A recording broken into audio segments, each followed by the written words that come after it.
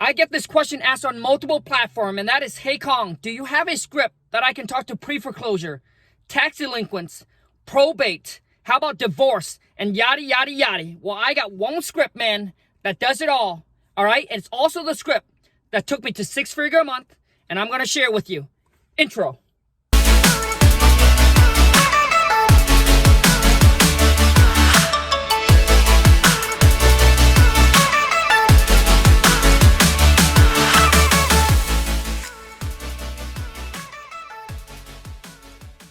If you agree or disagree with this, comment in below and let me know. A lot of you calling up the seller, all right? And you basically want a different script for a different reason, because when you call them up, you'll be like, hey, you know, I know you're going through this pre-foreclosure. You're about to lose your house. We're here to save you, save you with your credit, yada, yada, yada, yada. Or maybe when you talk to probate, you say, hey, you know what? We deal with situations like yours all the time. We understand that you just lost a loved one. We're sorry for that. But we're here to help you out, to make this a hassle-free sale, blah, blah, blah, blah, blah. I don't think anybody that are going through a certain situation, right, especially that sensitive, wants to know that they're being targeted. If they know that they owe some money, they do not want to talk to a bill collector, and they do not want to be called by bill collector. Like, do you know what I mean? So right when you do an intro like that, what happened is they're going to put their guard up, and it's really hard to go past that. So my whole thing is that build the rapport with them, build the relationship, build the connection, and then let them open up to you. And I learned this from House Buying Brian, and he said, you know what? When it's like you call them and say, hey, what color of your panties? What color is your panty, man? Can I see the color? Dude, before anybody tells you their color panties, dude, they want to make sure that you guys have the relationship, man. All right? This is not like a one-night stand, man. Come on, man. Shit. So I think that when you call them, I made my intro, I make my pitch, man, very, very simple. So it doesn't matter who I call, whether it's pre-foreclosure, whether it's tax delinquents, whether it's divorce, whatever the case may be, here's the intro that I use.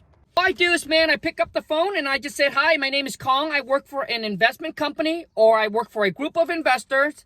I was calling to see if you have a house or a property that you're interested in selling, or maybe possibly receive a free, no risk, no obligation cash offer.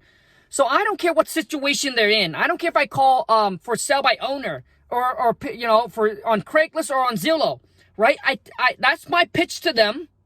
And if they have a property, they will tell me, yes, I do have a property that I would consider selling. Then I go into building the rapport. How's your day going, right? How's work? Well, obviously nobody's working right now, man. I understand. I'm actually working at home. So, so basically you go in and you build rapport. You build the connection, right? You build the relationship. And then, man, when it comes to asking them the reason, this is how I say it. And a lot of times I think, when you talk to seller, it's not about what question you ask them, but how do you ask the question and the tone of voice to get the seller to give you the answer that you need. For example, so instead of asking them, so why would you sell? I hear so many of you on my Friday live cold call role play. For those of you who don't know, I do that every single Friday, man, 9 a.m. Pacific Standard, a cold call role play practice. So if you haven't joined me, you should consider. And you're going to hear that some of these people get on the phone, man. You know that they have no chance of getting a deal under contract. You know that they're shooting to get lucky. Right, dude? It takes skills, man, to close the deals, dude. Especially in this market, right? When things are getting more competitive, dude. If you're not good at pitching, if you're not good at selling your service, right? Selling yourself to that client, to that seller, then you're shooting for luck. And I'm telling you, man, when you get better at talking to seller, right, your conversion rate will be a lot better. Maybe you talk to 100 people and you get one deal versus someone that don't know. They have to talk to 500. They have to talk to 1,000 people, right? So my thing is, instead of asking them, so why would you sell? Or some of you say, well, the property looks so nice. The property's so nice. You never seen the property before, man. How do you know it's nice, dude? Come on, man. Shit, dude. I said, so beside getting the right price, what's another reason that you would consider selling, Bob? Right? So, hey, Bob, beside getting the right price for the property, what might be another reason that you would consider selling? You see, it's the tone of voice. I'm not sounding like a robo. A lot of you think, hey, Khang, I don't want to invest in a script. I don't want to buy the King Khang script or invest in the King Khang script or maybe another script online, whatever the case may be. Like, because I don't want to sound like a robo. I don't want to sound like a robot. I don't want to sound like a telemarketer. Dude, you're getting it all wrong, dude. The script is not to make you sound like a robot. All right? If you get a script and if you sound like a robot because you haven't put in the work, the goal is for you and the script to become one. The script, man, is giving you the ingredients. So if the seller say this is how you come back and you say it. This is the kind of question you ask the seller. All right? It's the ingredients. It gives you the blueprint, right? Because some of you don't have a blueprint. So guess what, man? You're all over the place. You're like all over the place. And another thing is that you cannot duplicate yourself. Right? Maybe some of you are good on the phone, but how can you duplicate yourself? Right? Which means how can you take this and make it so simple, put it on paper, and have someone else do the same thing, right? Qualify the leads, right? Lock the property up on a contract. So I tell the seller, so hey Bob, getting the right price. Because most seller, the reason why I start off like that is because most seller, when you ask them, so what's the reason for selling? They would say the price. Well, I eliminates that already. I said, beside getting the right price, homie. I'm getting gangster. Beside getting the right price, homie, what is another reason, yo? You're trying to sell, yo? You know what I mean? So when it comes to asking for the mortgage, a lot of you get very nervous because you're afraid that by asking that question, it might ruin the phone call. The seller might get pissed off. And the seller might hang up the phone on you. Is because you don't know how to ask the question, my friend. It's not by asking them, so how much do you owe? People get very offended. And when I first started, man, that is because that's what I know, because that's all I know. And I tell you, a lot of seller will get very offended and they say, none of your business.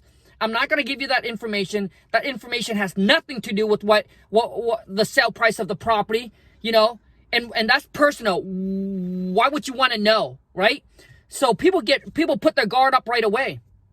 So the better way to ask that is saying, is there a mortgage that we need to pay off? So when I say, so Bob, is there a mortgage that we need to pay off? Now the seller's assuming that, well, you need to pay off, right? It's like what they hear and what I want them to hear. So, and then the seller will give you the amount. A lot of you trying to make it awkward. Don't make it awkward. So a lot of you say, well, listen, Mr. and Mrs. Seller, you don't have to answer me these questions. I know it's a little personal, but I have to ask you. Dude, when you say that, then they like, well, I don't have to answer the question. I'm not going to. Right? Don't make it awkward. And when they tell you, yes, there is, tell them, just straight up and say, how much is it? Say it like it's so natural that it's natural for them to give it. Man, when it comes down to negotiating, a lot of you don't know how to negotiate. When I first start out, I don't know either. Everything I share with you now, man, is everything that I've learned, I've gathered, I've collected, right? And then I put it together. And when it comes down to negotiating, man, I used to say, hey, is that the best you can do? I thought negotiating was like this. They give me a number. I give them back a number. Then I say, is that the best you can do? Right? Before I give them a number. So let's just say they mentioned 100. I said, is that the best you can do? And then if they say no, then I come back with a number.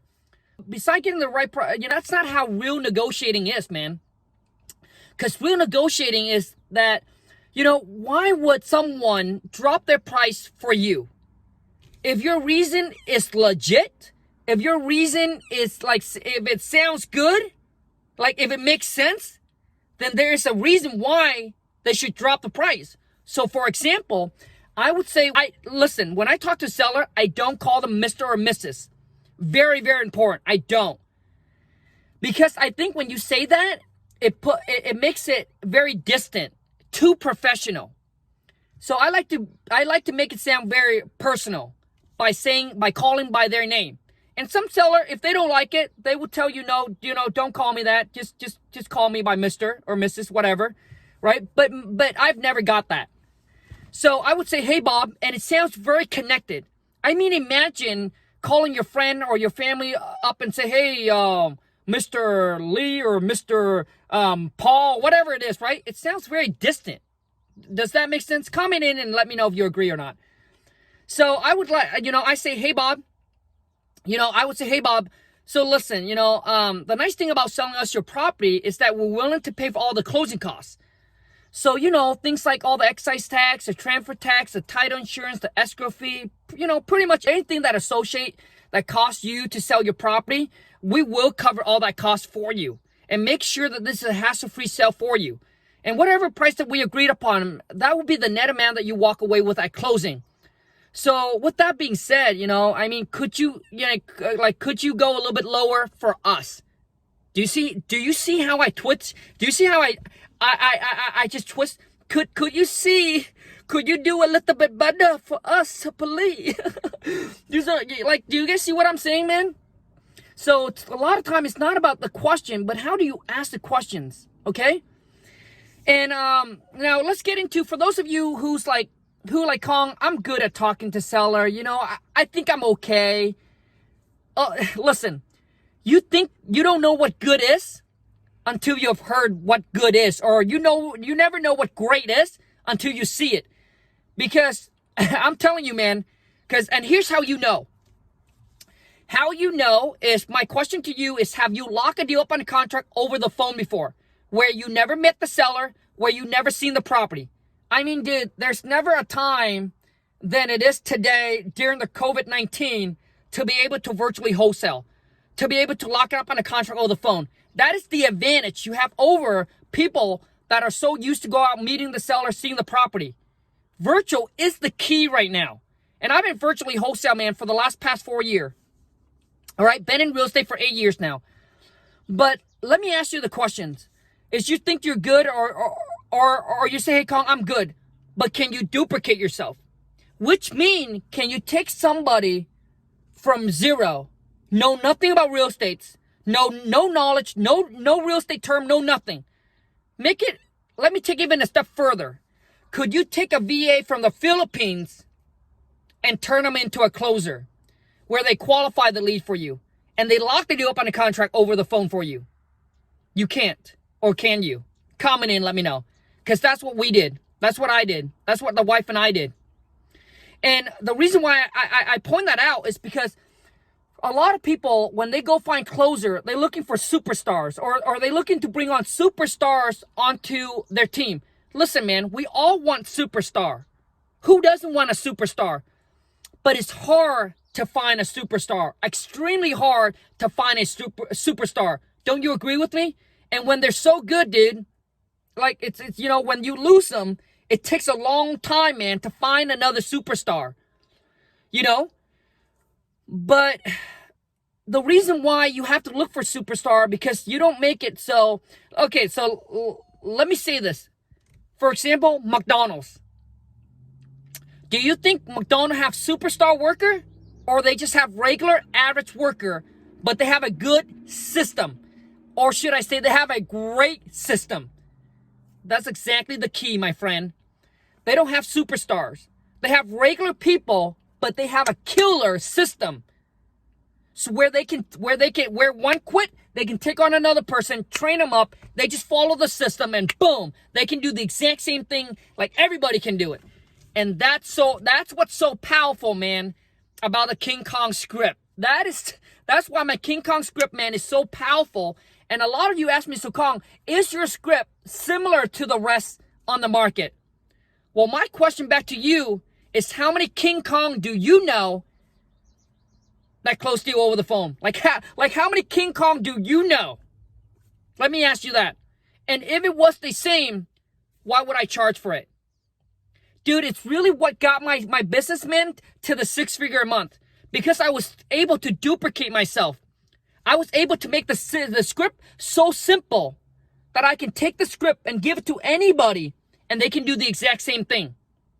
Okay? So for those of you who invest in the King Khang script and who said, Khang, it doesn't work. Dude, what doesn't work is you.